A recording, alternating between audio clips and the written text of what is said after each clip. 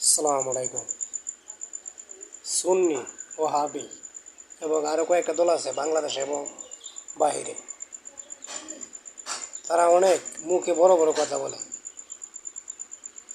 কিন্তু সৌদি আরবের মতন দেশ এটা কাফেরের পক্ষ নেই।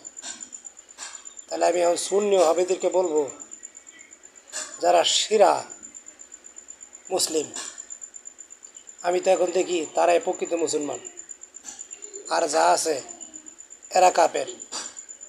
সেই হিসাবে আমিও হেফাজতের একজন ভক্ত, হেফাজতের অনুসারী। সেই হিসাবে আমি নিজেও কাফের, কারণ আমার নিজেও মুসলিম মনে হয় না। যেন সৌদি আরব সালমান বিন বাদশাহ সেও কাফের পরিচয় দিছে।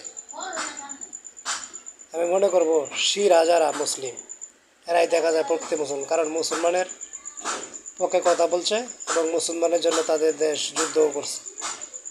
তাহলে অন্য অন্য দলগুলো এরা কার বালছে এর একটু আমারে বলবেন আপনারা কমেন্টে, কিংবা যা ভাবে পারেন আমার উত্তরটা একটু দেবেন। আসসালামু আলাইকুম।